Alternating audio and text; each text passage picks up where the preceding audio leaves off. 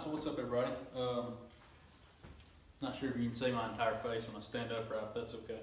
So, I know I promised that the next video I made would most likely be a race video, and that was unfortunately a lie. We planned on racing. The weather was supposed to be decent, and then as time went on, it turned into rain. And so, we decided, me and my partner, that we really didn't want to race in the rain that much.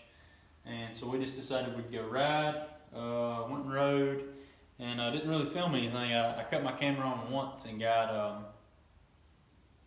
me coming up short on a jump.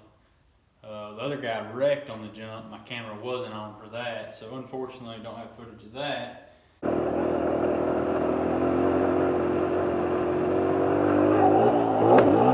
Woohoo! I couldn't remember. You hit it pegged in third. Well, I couldn't remember because last time, I hit it going both ways. Yep.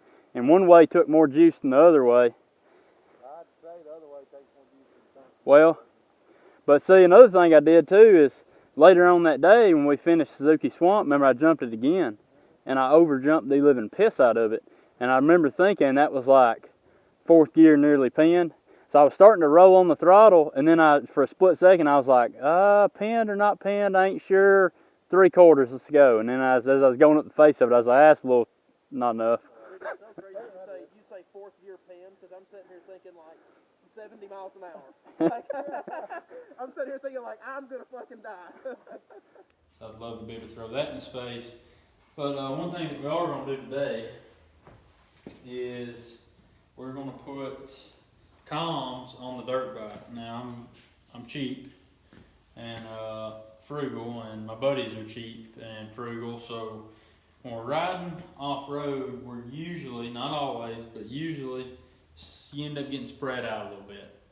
So if you get spread out a little bit, stuff like Sena and some of the other Bluetooth comms, they've got decent range for what they are, and their ability to connect, an endless amount of people. But they're kind of pricey, and the range isn't that great. You'd constantly be going out of range, and then I don't know if you'd have to stop and reconnect or how all that would work. Now I know there's Pack Talk, which I think does a little better job with connecting to other Pack Talks around and stuff like that, but we're just going to run some radios. Now, you can buy from different manufacturers, might have a different speaker mic setup, but like Midland in this case, you can buy water resistant radio.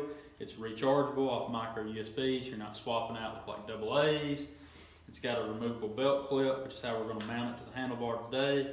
And that removable belt clip means that I can take the radio off the bike if I want, or I can take it off the bike and take it in to charge it, clean it, or whatever I want to do. If I want to take it with me and use it somewhere else, I can just unclip it from the bike and take it with me. It's not a big deal.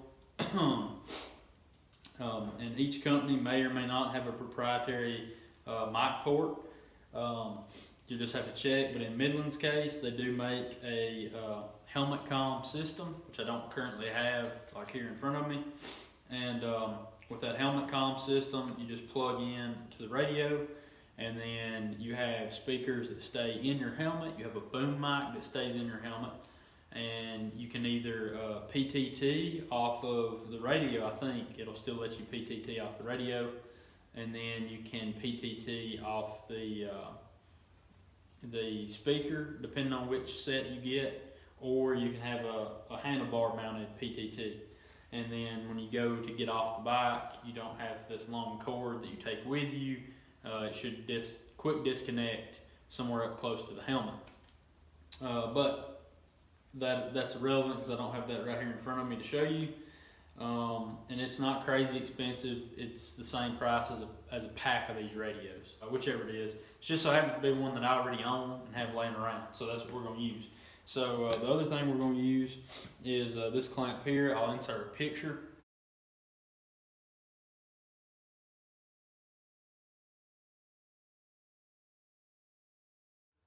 Depending on what store you go to buy one at, it's going to go by a different name.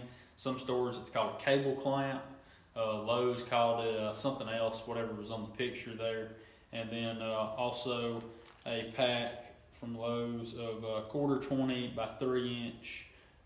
It's a bolt and nut combo pack, 4 bolts, 4 nuts, and it's got a Phillips head flat head on the top. I was fine without having a hex head, and that is about the biggest size you can fit through this 3/4 inch diameter clamp. If you've got 1 inch handlebars on your dirt bike or your KLR or whatever you want to put comms onto, fine, you just get the next size up clamp, 1 inch or 7/8.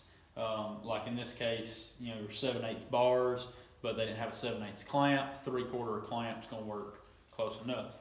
So the first step is going to be to drill a hole in the removable belt clip on the radio, and it should be easy enough. I just got to drill a hole big enough for the 1/4 20 to go through, and I'm going to drill it pretty close to where the radio clips. I don't want to be out here where I'm flimsy. I'm going to be up here fairly close, so we'll do that now. Alright, so as you can see here, we have drilled a hole in this piece. I've got the 1/4 20 bolt through it. Alright, so now we've got the clamp the way we want it positioned, more or less, and kind of rotating around just a little bit, like that. Looks good to me. Don't really care if the crossbars across the screen, because once you set your channel and stuff at the beginning of the ride, you're probably not going to touch it again.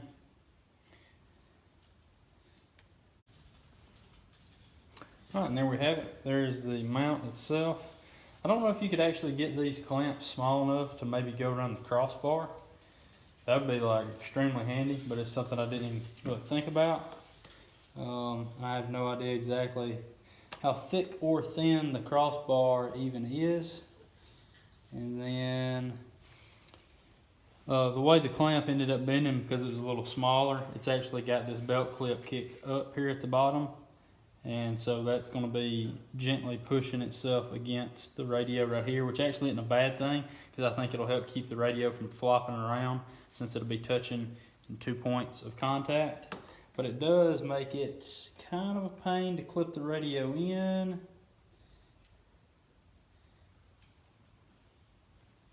I say that. It may not clip in at all. There we go. Yep, perfect. And that is like super solid. And I don't feel like that's going to go anywhere anytime soon. You can spin that around and run your wire, your plug rather, for your headset. And then, of course, your charge plug is still available, and your PTT button is still available, and all your keypad buttons are available. You just kind of have the bar in the way if you look really low, but if you were sitting on the bike looking upright at it, you can see the screen just fine to adjust the volume and set channels and things like that. I'll get some pictures here of what exactly that looks like in a little more detail maybe. And yeah, so if you're cheap like me, and if you got cheap buddies, or you've got buddies who, like one of them owns one particular style of clamp, or not clamp, what am I talking about? One buddy owns one particular brand of headset, Bluetooth headset like Sena, and your other friends or something own a completely different style of headset like Pack Talk. And so they have no desire to sell one and get the other. So you don't know which one to buy, or y'all want to be able to talk for the cheap. Just go to your junk drawer, dig out your Walmart walkie-talkies, head over to Lowe's and buy one of these clamps. I recommend getting a size bigger than what you need if they don't have the size you need. Because I knew I had 7/8 bars, and I was like a 3/4 clamp would be fine. And it was fine, but only barely.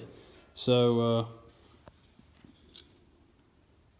yeah, like I said, you can still see the screen. It's less than ideal that it's kicked on an angle.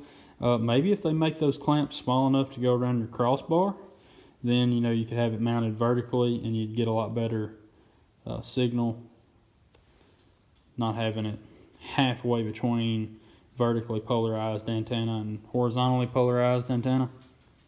But I mean, that's like, it's sturdy. I don't think it's going to go anywhere. I may actually go make a lap with it just to verify that. Try to keep it in view here so you can see that it's pretty securely mounted. I imagine this wouldn't be a bad way to, oh yeah, that thing's not going anywhere. That's problematic though. It's like dead in line with catching on the brake hose on the tip of it. I don't know if that was a fluke or if that might continue to happen. May have to loosen it up and rotate it just a bit forward. Which in all honesty, I probably need it rotated as forward as I can get it without it contacting the crossbar anyway. See what happens again. Yeah. We'll go back and adjust that. I'll go back and I'll take it and kick it up, rotate it towards me as good as I can get it, and without it rubbing back here, which I've got enough room to slide a pinky through there. So yeah. Anyway, no more rambling on. It works, and I'm pretty positive it's not going to go anywhere.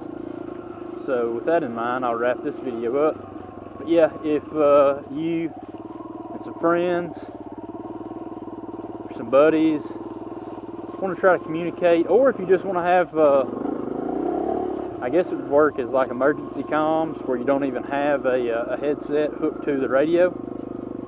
All you have is just have it here, because in all honesty, with the volume wide open on this thing, if someone called me and tried to talk to me while I was riding, I would be able to hear them. Not hear them good enough to maybe, I'd hear them enough to know like, hey, I need to stop and shut my bike off and see like what the problem is. So yeah, if you're frugal like me and you and your buddies need a way to talk, you can do a setup like this. Like I said, you can get the helmet speaker set from Midland that permanently mounts in the helmet, and it puts a PTT button somewhere on your handlebars. And then I think the PTT would still work on the radio as well. Or you could run it just like it sets, and then when you get separated and everyone stops to listen for everyone else, and usually that happens all at the same time, so then can't nobody hear everybody else's engine, which is usually how it works. Then you can just hit your PTT and be like, hey, you missed a turn or something. Whatever the case is. Hopefully it's not, hey, I'm hurt, come help me kind of thing. But yeah, so anyway, I'll quit rambling. Hope everybody's having a Happy New Year. Hope everybody had a Merry Christmas. Sorry for not getting you the race video I promised. We'll catch y'all next time.